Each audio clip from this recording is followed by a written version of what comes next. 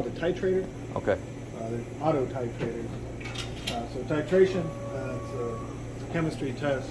Use a known quantity of something to determine an unknown quantity of another component in the sample. Right. So in our case, TBN, that'd be the one you're probably familiar with. Mm-hmm. It's total base number. So the reported number is equivalent amount of potassium hydroxide it takes to titrate the sample to a certain endpoint. So the titrant is hydrochloric acid and 2-propanol isopropyl alcohol, 0.1 mole per liter. The basic way the test works is a measured mass of samples. It was about a gram a sample. You can run one, that'd be an easier way. It's kind of weird to wrap your mind around. So these are all samples. These were all weighed when they were set up. That one's done. So we'll watch the next one here.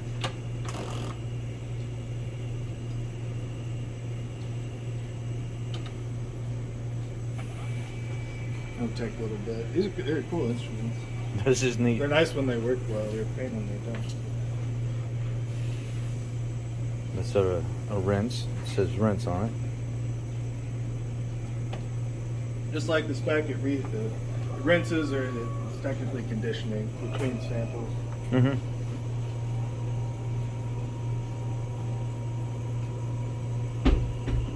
So we're measuring pH, how acidic or basic the sample is.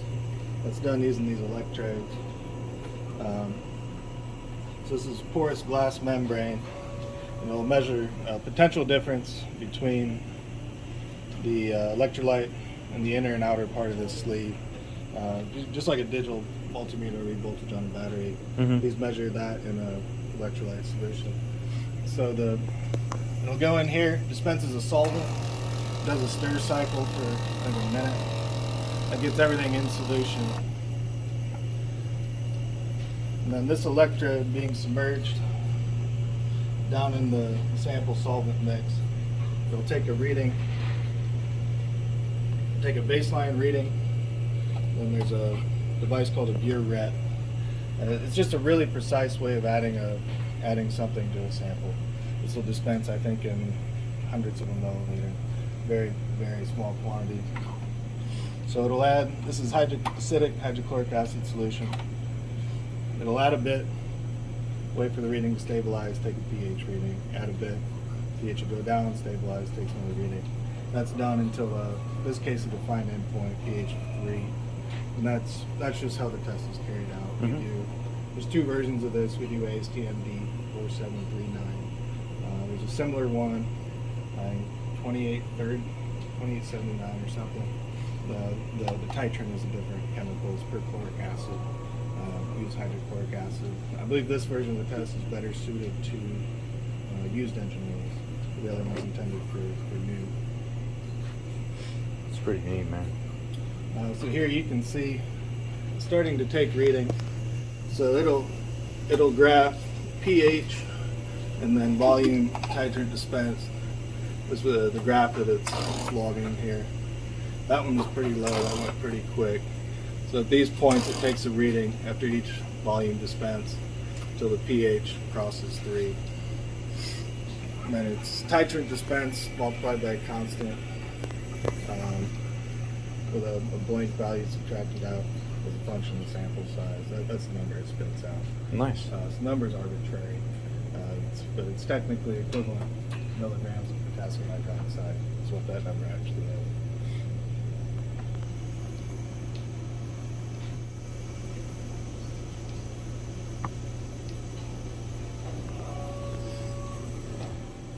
It's pretty neat. We also do it's called TAN test, total acid number. Similar methodology. The titrant's potassium hydroxide. It's a base, so it'll add that until the pH increases to 11. That's the end point of that test.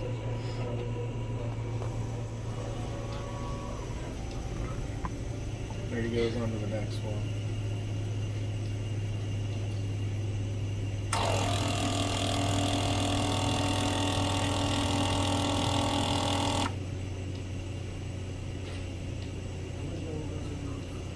Then it spins it around.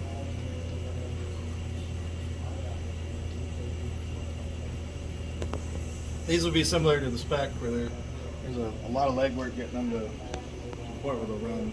Get a good method established, but once it's there, they're pretty hands-off. You set the samples in the auto sampler, and it'll work its way through. It takes its and it keeps log of everything. Yep.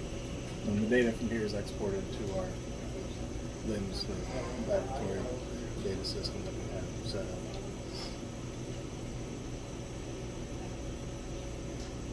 Is it when that thing turns around? The back one, I noticed it moved. Yeah, it changes the valving. Depending, it'll either pull from here, then it spins, and the burette piston will retract. It's not moving much, so it'll be hard to see. Yeah. There you made a step. There it is. Yeah. So that's dispensing solution, and then now the titrant through the tubing into the sample. Now it's measuring. You can see it'll make the step and the pH will drop, and that's just because we're adding hydrochloric acid solution to the sample.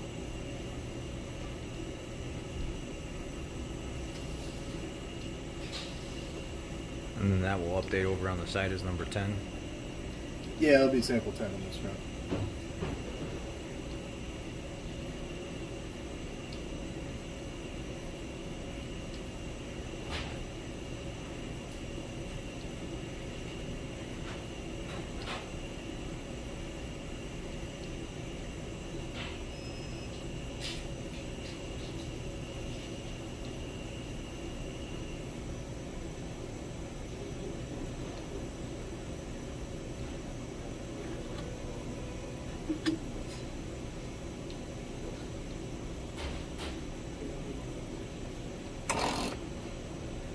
So what does that indicate? It's right at the minimum?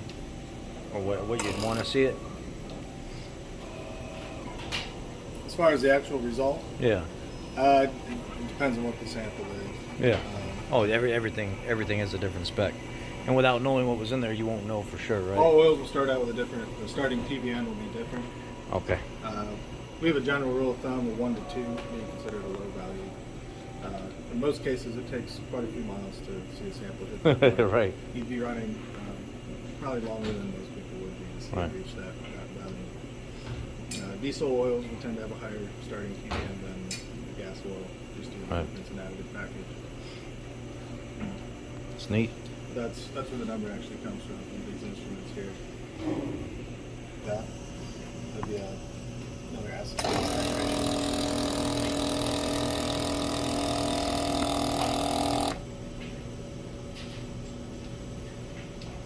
All right, it's cool, man.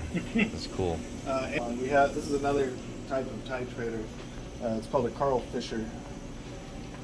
The electrolyte's pretty dirty in the chain, but this will very, very accurately measure the water content of in our case, liquids, oil samples, or fuels. The principle is a little different. So in these, we're adding volume, we're adding hydrochloric acid solution to the samples. This is called a coulometric titration. This right here, it's an iodine generator. And iodine reacts with water in a known way with sulfur-based compounds in this electrolyte solution. So that's a pre-made solution that's in that bath. It's hydronol, which is what the instrument uses. So in this case, when you add a sample, we use hypodermic needles through a septum. You actually inject the sample into the cell. That'll cause a big millivolt change, millivolt increase in this electrolyte bath. It's measured by another pH meter, similar to these, just made for this application. Then the iodine generator will generate iodine. Once all the water is consumed, excess iodine causes millivolt drop, potential drop in the bath. It's measured by that electrode. You can use the amount of electricity consumed in the test to determine the amount of water in the sample. Yeah. Insanely precisely. It'll read down to, we'll see fuel samples with 10, 20 parts per million. Mm-hmm. That's nothing, absolutely nothing in terms of water. A drop of water in that would be a ton of water introduced into the instrument. That's neat. We've started doing that on fuels,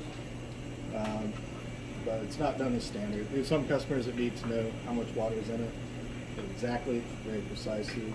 The crackle test will find larger amounts, or maybe insolubles, you might see it separate out. If someone needs to know exactly how much water is in something, that's the instrument that's used to do it. Nice.